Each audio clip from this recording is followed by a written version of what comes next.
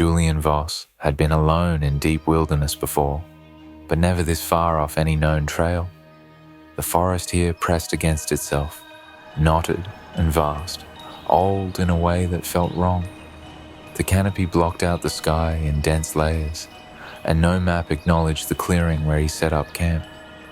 He was here to capture sound. A grant from the university had funded a week-long trip into the furthest corner of a forgotten preserve. Stories of odd acoustic events, disembodied voices, delayed echoes, had circulated for decades. Locals whispered about it. Rangers avoided it. Julian, an audio technician and researcher, had filed it all under folklore until the field recorders confirmed otherwise. His first night was uneventful, save for the eerie absence of wind. The trees should have moved, but remained still. His equipment caught distant reverb where none should exist. He reasoned it was an accidental recording loop. The next day, he found it. Not a ruin, not a landmark, just a tree. Massive, ancient, its trunk gnarled like old flesh. It stood in a hollow where even the underbrush feared to grow. Wildlife avoided the place. Julian's chest tightened the moment he neared it, a silent instinct warning him. He ignored it, set a mic against its bark. The recording from that session played back with a sharp hiss, followed by whispers in voices he didn't recognize. Then another. One of them uttered his name. Another sounded eerily like his father's, who had vanished 10 years prior. Julian checked the frequency spread. Nothing made sense. That night, the whispers grew louder, not from the tape, but from outside the tent. They repeated fragments from the recordings, now overlapping. Disjointed phrases, low murmurs, cryptic statements that no living thing should know. He sat in the dark, headphones off, holding his breath. Something moved outside. The crunch of leaves, a slow dragging sound. Then silence. In an abandoned ranger post, half buried in earth, Julian found the old reels. Dust-covered tapes from the 1970s, marked only with dates. He played one. Whispers. Humming. At the end of the final reel, a voice, shaken, breathless, warned of the tree, urged silence, spoke of the echo tree as if it were listening still. The voice on the tape matched a name he'd seen in archived park records. That ranger had never been found. By the fourth day, Julian no longer trusted his own recordings. They played back sounds he hadn't captured, his own voice, reversed. Footsteps from places he hadn't walked, conversations he hadn't had. Worse, he started hearing those sounds before recording them. Time, memory, sound, all blurred. He considered leaving, packed up his gear, hiked toward the direction he believed he'd come from. But the trees had rearranged. No landmarks remained. The woods seemed deeper now, as if they'd grown. He shouted at one point, more to prove he could still hear himself than anything else. But the forest absorbed the noise, offered nothing back. Not even birds dared respond. Later that day, he noticed the microphones left near the tree had been moved. Not by wind, not by animals. They were positioned in a circle now, cords stretched taut, like a ritual he didn't remember performing. That night, the forest didn't make a sound. No insects, no wind, just the echo. It came from everywhere. Julian's voice talking back to him, mocking him. The hiss of the tapes became speech. It laughed. It remembered everything he'd ever said, and now it spoke with those memories, weaving them into something that walked. Near dawn, he saw a figure between the trees, vaguely human, but not quite. Its posture, its movements, it knew him. because it was him, a mimic born of sound, layers seared in years of recorded lives, molded by the tree. Julian ran. He stumbled over roots that hadn't been there before, falling into a cold, uncharted stream. He heard laughter echo from nowhere and everywhere, slipping through the trees in fragmented lines of his own voice. Branches clawed at his face. The forest pulled at his limbs. It felt alive now, reactive. The more he fought to escape, the more it seemed to fold around him. Every path looped, every clearing looked the same. He came upon his own gear, still set up in the hollow near the echo tree, as if he'd never left. But now, the equipment was running, all of it, microphones, tape recorders, even the analog reel, despite never being plugged in. The reel spun slowly. The tape whispered again, but this time without language, only fragmented syllables, scrambled tones, memories reshaped into sound. Julian backed away. The whisper followed, now outside the device, carried on the wind that had finally returned. It didn't speak his name again. It didn't need to. He no longer knew if he made it out. Because somewhere, in a different forest, someone else is recording now.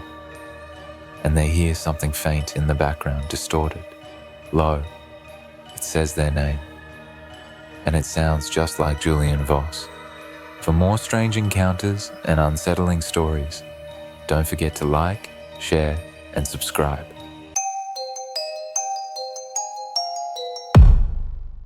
The trail had vanished hours ago, swallowed by the dense tangle of pine and shadow. Daniel moved through the deepening woods, each step muffled by the thick carpet of needles underfoot. The sun bled low through the treetops, casting long fingers of light that struggled to pierce the undergrowth. The forest was closing in, quiet, watching. Then, through the dim hush, something, a crooked silhouette, caught his eye. It loomed ahead, half lost in the brambles. Not a tree, not a rock. A structure, old, slumped, and almost reclaimed by the forest. Hidden beneath ivy and moss, the abandoned cabin stood like a secret, long buried, its log walls dark with age and damp. He approached cautiously. Ivy draped the sagging porch, and the windows were opaque with grime. A tipped-over rusty lantern lay beside a shattered mug on the ground. The door was swollen shut, but after a hard shove, it yawned open with a shriek of rusty hinges. Stale air exhaled from the darkness, carrying the scent of damp wood, rot, and years of abandonment. Daniel stepped inside. Weak light fell through cracks, revealing dust suspended in the air. The one-room interior held a rickety table, a single cot against the wall, and a cold stone hearth. Everything was blanketed in neglect. A chair lay on its side beside an open journal on the table, its pages yellowed and smeared, as if someone had left in a hurry years ago. As his eyes adjusted, he noticed inconsistencies. Dust lay thick on every surface, yet a neat stack of firewood by the hearth was free of cobwebs. In the fireplace, beneath grey ash, the smell of recently burned resin lingered. On a shelf, a tin of food bore an expiration date just a year past. These signs prickled at his nerves. Someone had been here recently. Outside, dusk had yielded to darkness.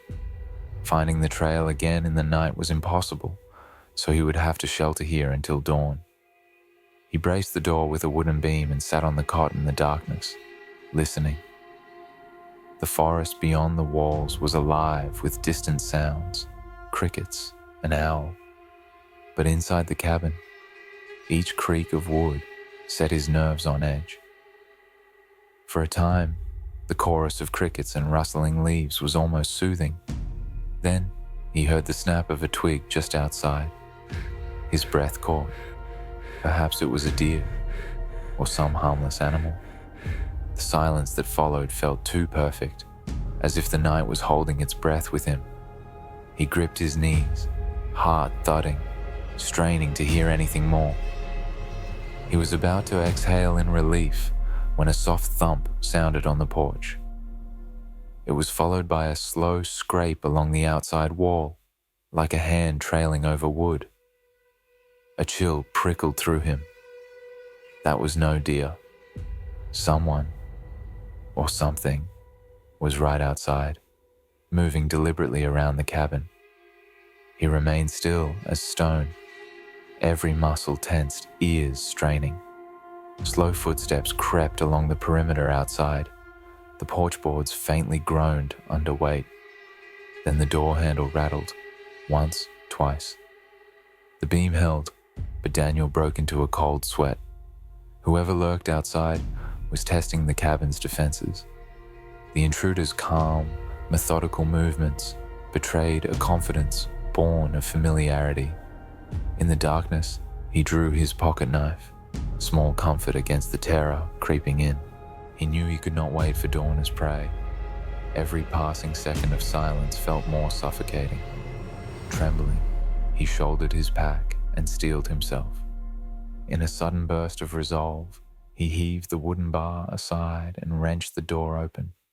He lunged out into the cold night, boots hitting the earth, his heart hammering as he ran blindly into the forest.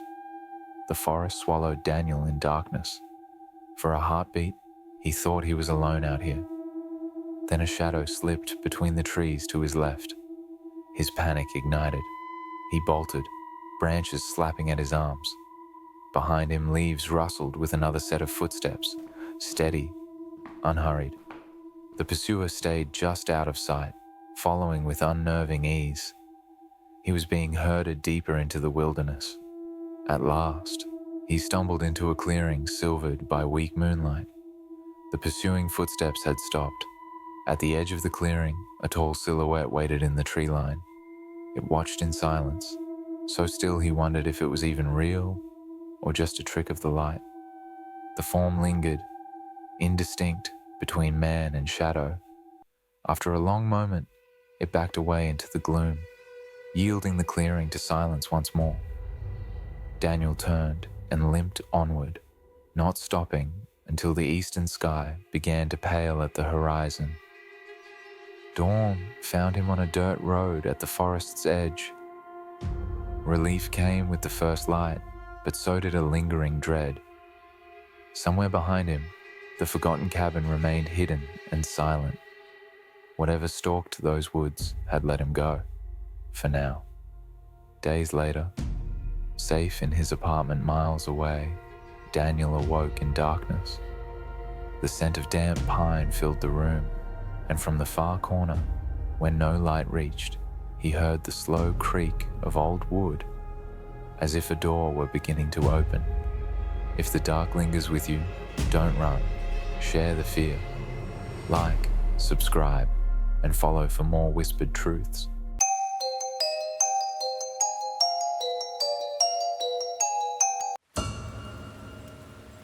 In the vast expanse of the Eldridge Forest, trails weave through ancient trees like threads in a tapestry, some well worn by the feet of countless adventurers, others scarce and secretive, hidden beneath the overgrowth. On a crisp morning in late autumn, a group of 5 seasoned hikers, Gareth, Elena, Miles, Tasha, and Noah, equipped with backpacks brimming with gear.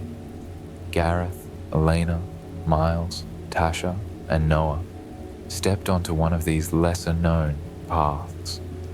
The forest around them was alive with the hues of fall, a beautiful yet foreboding canvas. They had set out early, intent on traversing a loop rumored to offer some of the most untouched scenic vistas. Initially, the trail was clear, the ground beneath their boots firm and welcoming. As they ventured deeper, however, the forest seemed to close in. The trees grew denser, their gnarled branches clawing at the sky, and the path, which had been marked sporadically by faded signs and symbols on tree trunks, became harder to discern.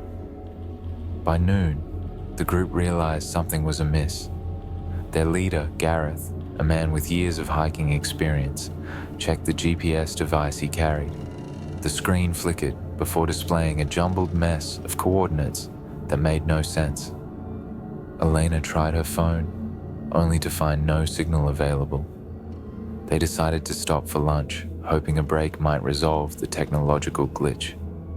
Resuming their trek, the atmosphere had shifted. What was once an adventurous foray into nature now carried a tingling hint of trepidation. They pressed on, eyes scanning the murky path that seemed increasingly unfamiliar. Markers that should have guided their return appeared altered, some scratched over, others completely missing. Confusion seeped into the group, fraying the edges of their camaraderie. Miles, normally jovial and quick with a joke, had grown silent. Tasha, ever the skeptic, kept glancing back as though something might be following. Noah, the youngest, tried to stay upbeat, but kept close to Gareth. As the sun began its descent, casting long shadows through the trees, a subtle fear crept among them. The forest seemed to whisper, leaves rustling and twigs snapping in a rhythm that suggested movement. With each step, they felt the weight of unseen eyes watching. The decision to backtrack was unanimous, but doing so proved futile. Landmarks they remembered passing earlier were strangely absent, replaced by others that seemed oddly out of place. Nightfall in Eldridge Forest was swift and unforgiving. Darkness enveloped the woods, transforming it into a labyrinth of shadows and sounds. The hikers found themselves relying on headlamps whose beams penetrated the darkness only fleetingly. Every rustle of the wind, every crack of a branch underfoot heightened their alarm. Hours passed, each minute stretching into eternity. They moved slowly, conserving their energy, trying to make logical decisions despite the gnawing panic. At times they thought they heard footsteps mirroring theirs just beyond the reach of their lights. Occasionally a light would catch something, a flash of movement, a silhouette that vanished as quickly as it appeared.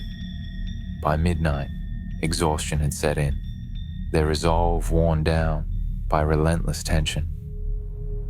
They found a clearing and, with unspoken agreement, set up a temporary camp. No fires were lit. They sat in the gloomy glow of their remaining headlamps, the silence among them speaking volumes. Every so often, a distant snap of twigs would jolt them to alertness, eyes straining into the impenetrable blackness beyond the clearing. What they did not know was that Eldridge Forest was old, far older than any of the maps charting its vastness. It held secrets in its depths that were not meant to be stumbled upon.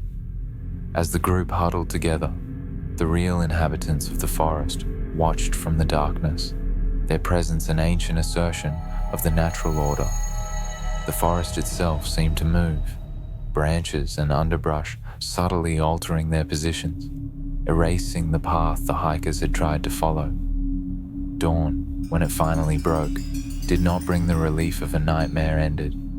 The light filtered through the trees in strange, muted beams, as if reluctant to fully penetrate the forest's heart. The group packed up, their movements automatic. They tried once more to find their way, but with each step, the forest seemed to subtly shift against them. The search party that eventually came, prompted by overdue return dates and frantic calls from loved ones, found the campsite. It was empty, save for a few scattered belongings and a map, marked with a route that, according to the rescuers, led nowhere. Eldridge Forest had reclaimed what it considered its own. The trails reset as if no foot had ever trod them. And deep in the woods, where the shadows linger even during the day, the forest continues to breathe and watch, a silent guardian of thresholds not meant to be crossed.